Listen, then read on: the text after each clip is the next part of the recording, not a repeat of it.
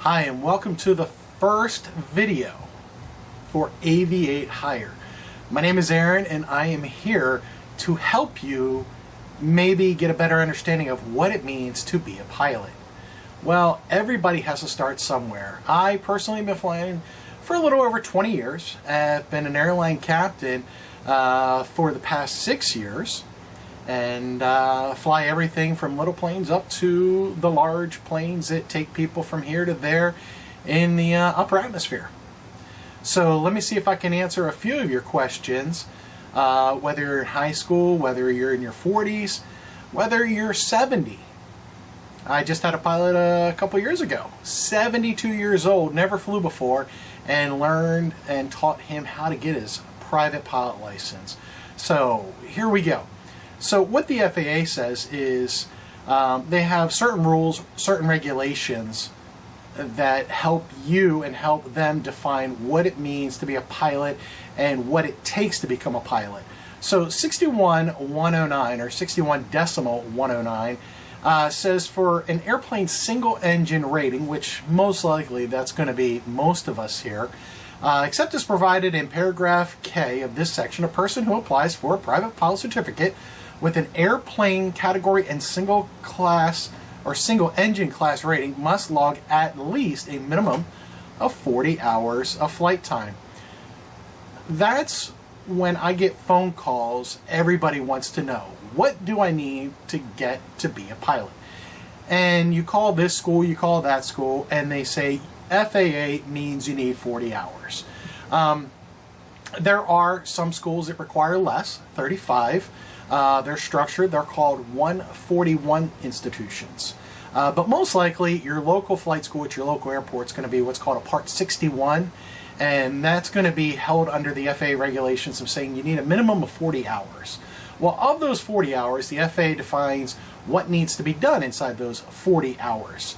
So first off, 20 hours of those 40 have to be flight training with a certified or authorized flight instructor. And 10 of those hours of solo flight time, meaning before you even get your pilot's license, you're going to be flying for a minimum of 10 hours by yourself. No one else in the aircraft. Now that doesn't mean you can carry passengers, but that does mean you will be in the aircraft by yourself, doing certain things, essentially with your hand being held by the instructor, just not in the airplane.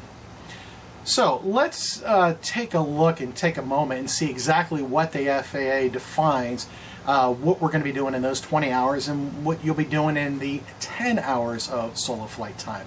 So continuing on with 61109, the 10 hours of solo flight training in the areas of operation listed in 61107B1 of this part, and the training must include at least 3 hours of cross-country flight training in a single engine airplane.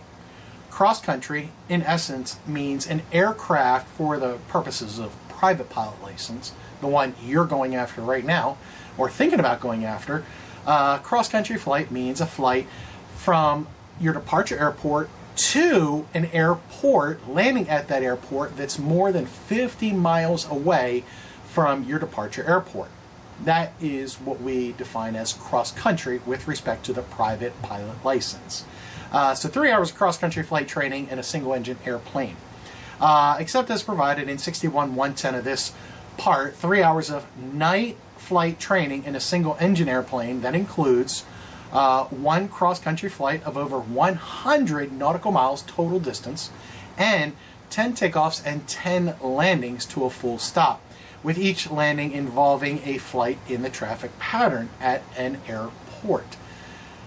Next it says 3 hours of flight training in a single engine airplane on the control and maneuvering of an airplane solely by reference to instruments.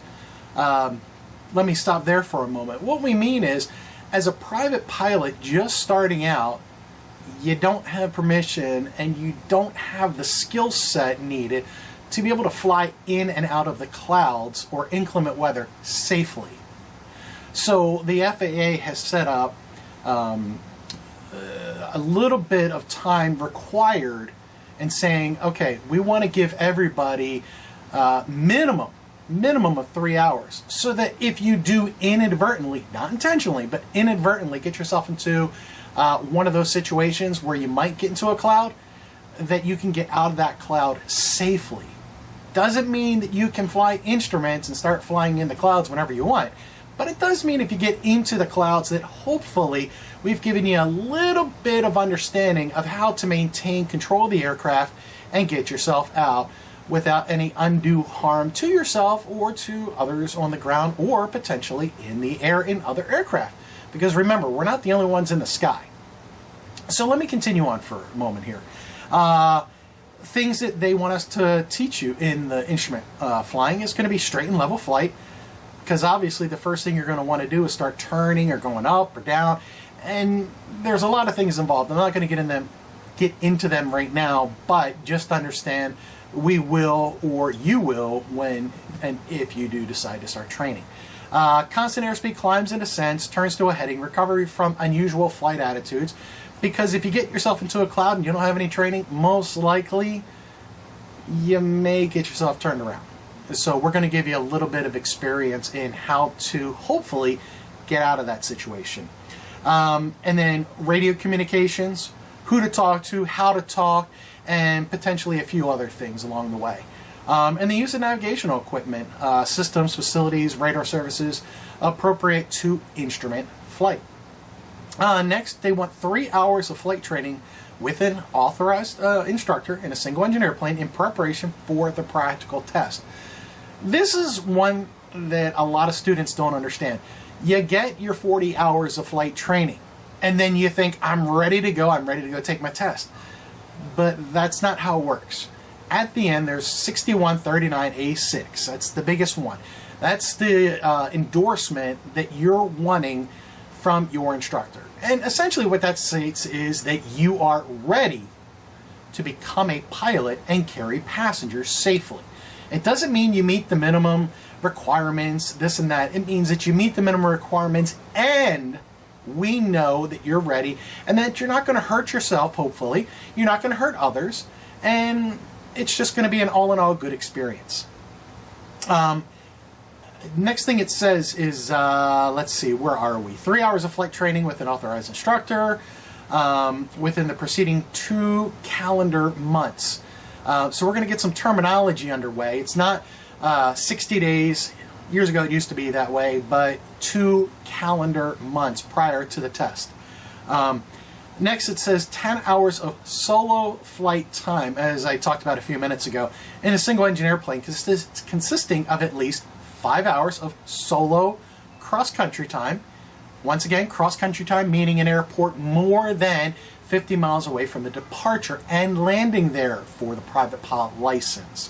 1 solo cross-country flight of 150 nautical miles total distance, with full stop landings at 3 points and 1 segment of the flight consisting of a straight line distance of more than 50 nautical miles between the takeoff and landing locations.